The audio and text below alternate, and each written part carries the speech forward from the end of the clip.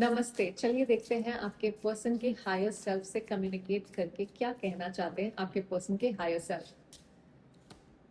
To of wands, justice, eight of wands, overall energy queen of wands. देखिए इन्होंने जो भी इनडिसीजन यहाँ पे में बैठे रहे हैं, सोचते रहे हैं, कॉन्template करते रहते हैं, हो सकता है कोई डिसीजन थे जो नहीं लिए, क्योंकि वो दो चीज़ों के बीच में अटके हुए थे। उनको पता है कि उन्होंने वो गलत किया है, तो ये जो दो रास्तों के बीच में खड़े रहे हैं या दो नाव में सवार रहे हैं, बाहर से शायद ऐसा लगे कि यू नो ये कुछ मोल भाव कर रहे हैं, और जो मुझे लगता है कि ये कर रहे हैं, ये इवैल्यूएट कर रहे हैं इनके लिए बेटर क्या है। पर वो जो इवैल्यूएशन इन्होंने किया है, क्योंकि प्यार इवैल्यूएट करके नहीं किया जाता, प्यार को आप तोल नहीं सकते किसी चीज में। तो कहीं ना कहीं उनको रियलाइजेशन है कि अम, उन्होंने चीजें अनफेयर तरीके से हैंडल करी हैं। यहाँ पे जो भी गलतियां हुई हैं उन्हें इग्नोर नहीं करा जा सकता, ये वो आपको बताना चाहते हैं। उनका हायर सेल्फ 3D वाले को तो मैं आई कांट प्रॉमिस एनीथिंग कि वो ऐसा कुछ कहेंगे। एटलीस्ट अभी तो आजकल जो रीडिंग्स चलती हैं उसमें तो नहीं दिख रहा है मुझे। बट हाँ, इनका हायर सेल्फ ये मानता है कि इन्होंने गलतियां की हैं, और ये चाहते हैं कि अगर आप दोनों बात करें तो सच के साथ करें, बिना ईगो के, बिना ब्लेम के। पर वो कैसे होगा जब ये अवॉइडेंट एनर्जी में ही बैठे रहेंगे, वो मुझे नहीं पता, वो मुझसे मत पूछिएगा। अब एट ऑफ वॉन्ड्स है जहाँ पे ये चाहते हैं कि आप दोनों के बीच में बात आए, जो भी ये दीवार आप दोनों के बीच में है उसको कहीं ना कहीं गिराना चाहते हैं, इसको काटना चाहते हैं, आगे बढ़ना चाहते हैं। और क्वीन ऑफ वॉन्ड्स के साथ आपके तरफ एक स्ट्रॉन्ग अट्रैक्शन इनको फील होती है, महसूस होती है। आपके बारे में बहुत सोचते हैं, आपको बहुत एक कॉन्फिडेंट इंसान की तरह देखते हैं। तो इनका हायर सेल्फ इतना कहना चाहता है कि ये क्रॉस रोड्स पे है, या शायद बहुत लंबे अरसे से रहे हैं, और इनको पता है कि अम, वो गलत है। उन्होंने आपके साथ गलत किया है, अनफेयर बिहेव किया है, वो बीच में आपको लटका के रखे।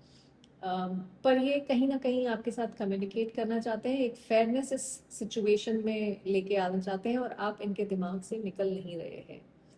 ओके। तो सिंस आप कम्युनिकेट करना चाहते हैं, तो आप कोई एक्शन लेंगे कम्युनिकेशन की तरफ। 5 ऑफ पेंटिकल्स ओवरऑल एनर्जी है, 6 ऑफ पेंटिकल्स की। हाँ, दिल से मेरी इंटेंशन है, लेकिन इस वक्त मैं अपने आप को इमोशनली उस तरह से उस स्पेस में नहीं देखता हूँ कि जहाँ मैं कर पाऊँ। कहीं ना कहीं एक कमी महसूस हो रही है, मुझे लगता है मैंने बहुत कुछ खो दिया है।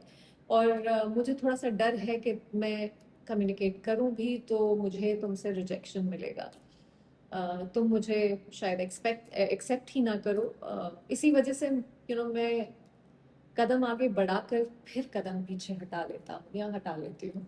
6 ऑफ पेंटिकल्स बताता है कि इनके अंदर कम्युनिकेशन की इच्छा सच में है। ये है जहाँ पे ये कुछ यहाँ पे इन्वेस्ट करना चाहते हैं अपनी एनर्जी को। सो हाँ, चाहता हूँ कि यू नो बात सिर्फ एक तरफा ना हो, और इसी वजह से वो जो फियर है रिजेक्शन का, उस वजह से पीछे हट जाते हैं, क्योंकि उनको ये लगता नहीं है कि शायद, इनको लगता है शायद आप वापस रेसिप्रोकेट ना करें, आप इनकी बात का जवाब ना दें। एफर्ट करना चाहते हैं, लेकिन पहले ये महसूस होना इनको ज़रूरी है कि उस एफर्ट को जगह मिलेगी आपकी तरफ से। सो हायर सेल्फ कह रहा है कि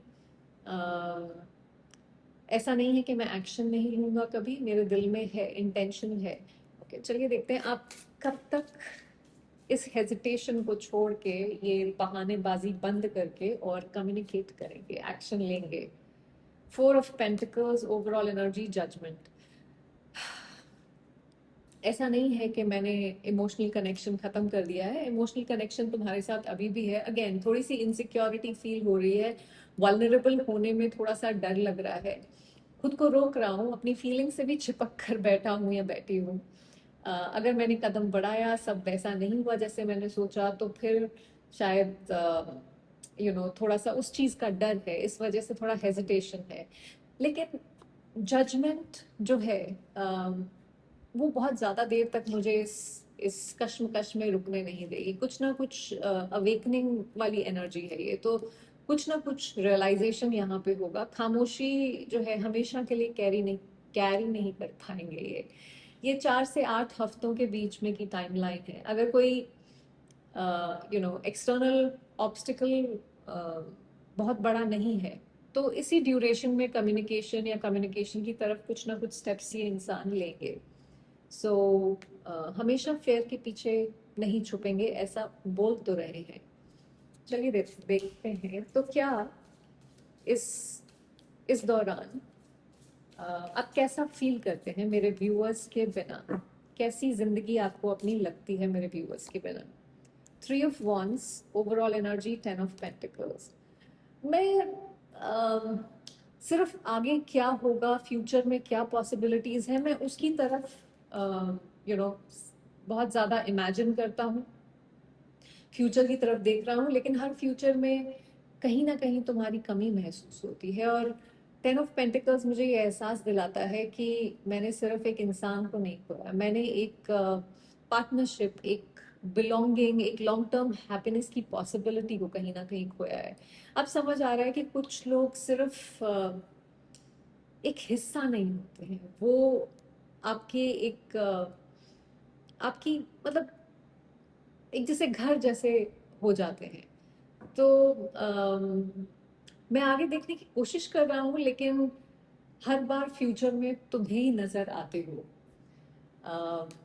ओके, तो आप कैसा फ्यूचर, क्या एक्शन आप फ्यूचर में लेंगे मेरे व्यूअर्स की के लिए, जब अगर वो आपको घर की तरह फील आती है उनके साथ। S of swords, overall energy 8 of Pentacles। जो भी प्रॉब्लम्स, इश्यूज हमारे बीच में हैं, जो भी चीज़ें हैं जिनको सॉर्ट आउट करने की ज़रूरत है, जिन भी चीज़ों पे कम्युनिकेशन की ज़रूरत है, मैं इस बार कंफ्यूजन के साथ नहीं आना चाहता या चाहती।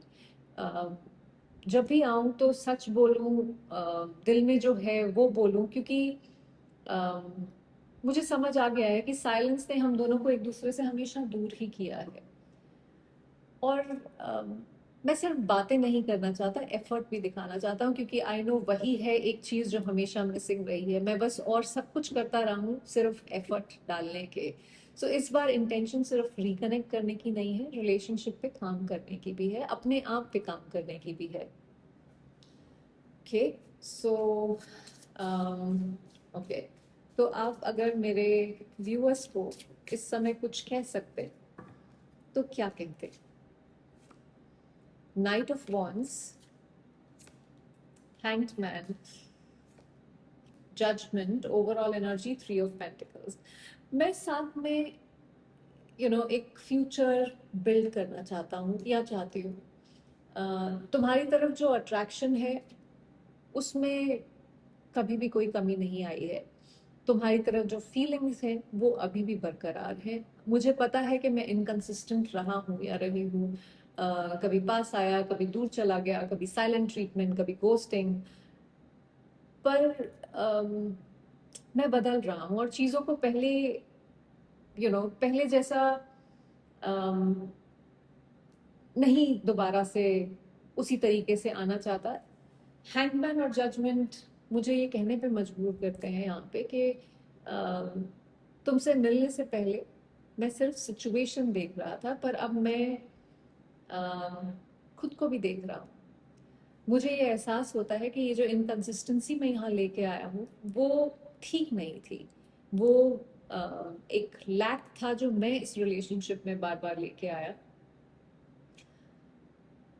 अगर हमें एक और मौका मिले तो इस बार मैं चाहता हूँ कि हम दोनों मिलकर इस कनेक्शन पे काम करें, साथ में बिल्ड करें इसको, सिर्फ इन उम्मीदों पे नहीं, एफर्ट पे भी। और मुझे ये रियलाइजेशन हो रही है कि मैंने तुम्हें कहीं ना कहीं एक ऑप्शन की तरह फील कराया, ऐसे बीच में लटका के रखा हर समय। मेरा इनका हायर सेल्फ आपसे कहना चाहता है कि मेरी पुरानी वर्जन से मुझे दोबारा मत अपनाना, क्योंकि वो वर्जन कलेशी है। जिंदगी में कलेश ही मचाता है सिर्फ। अ, मैं बदल रहा हूँ, मैं सीख रहा हूँ, मैं चीज़ों को समझने की कोशिश कर रहा हूँ, तुम्हारे पॉइंट ऑफ व्यू को समझने की कोशिश कर रहा हूँ, और दिल से चाहता हूँ कि हम दोबारा मिलें और इस बार एक टीम की तरह साथ में चलें। ओके, चलिए देखते हैं आपके लिए क्या इस समय गाइडेंस है। Queen of swords, overall energy 6 of swords. Queen of swords बहुत क्लियरली कहती है कि अपनी बाउंड्रीज कायम रखें, अपनी जो आपने एक डिसीजन ले लिया है कि मैं इससे कम में सेटल नहीं करूंगा या करूंगी, तो वो उस चीज को दूसरे इंसान को मतलब चेंज मत करने दीजिए। अम, देखिए, अपने दिल को क्लोज करने की जरूरत नहीं है, अपने दिल को प्यार को अपनाने दीजिए, पर अपनी बाउंड्रीज कभी भी मत छोड़िए। अपनी सेल्फ रिस्पेक्ट और प्यार, ये दोनों एक साथ चल सकते हैं और चलने भी चाहिए। आपकी सेल्फ रिस्पेक्ट सिर्फ इसलिए कि आपको किसी से प्यार है, आप अपनी सेल्फ रिस्पेक्ट खो दें, वो नहीं होना चाहिए। अम, देखिए, इस समय आपको जो भी केओस वाली एनर्जी में आप हैं, उसको छोड़ के थोड़ा सा आगे बढ़ने की ज़रूरत है, अपने इमोशनल पीस की तरफ बढ़ने की ज़रूरत है। हर दिन वही सवाल लेके मत उठिए कि वो कब कॉल करेगा इंसान, कब मैसेज करेगा, वो कब मेरे को यू नो कमिटमेंट देगा, या कब आएगा मेरी ज़िंदगी में वापस, कब हम रिकंसाइल करेंगे। कभी कभी ज़िंदगी तब बदलती है जब आप अपना फोकस किसी और के नेक्स्ट मूव से हटाकर अपनी ज़िंदगी के नेक्स्ट चैप्टर की तरफ उसको फोकस करें, अपनी एनर्जी को। तो देखिए, जिस इंसान को सच में आप तक पहुंचना है, वो सिर्फ रास्ता नहीं ढूंढेगा, वो हिम्मत भी ढूंढेगा। और अब तक अपनी जिंदगी को किसी के डिसीजन पे पेंडिंग मत रखिए। सो और अगर ये इंसान हिम्मत नहीं जुटा पाता है आप तक आने के लिए, आपके स्टैंडर्ड्स मीट करने के लिए, तो क्या आप ऐसे इंसान के साथ रहना चाहते हैं जो कभी मतलब एक फट्टू टाइप इंसान के साथ आप रहना चाहेंगे? मुझे नहीं लगता आपको रहना चाहिए। बाकी ऑफ कोर्स आपका डिसीजन है, बट अपनी सेल्फ रिस्पेक्ट को किसी को यू नो बिल्कुल ऐसे मत करने दीजिए कि आपके ऊपर से चल के चला गया, आपको फेंक दिया और आप फिर भी उसके सामने गिड़गिड़ा रहे हैं। अपने ऊपर फोकस करना बहुत ज़रूरी है, उसके बाद इस इंसान के बारे में सोचिए। आई होप आपसे आपको इससे कुछ क्लैरिटी मिली हो। Thank you for watching.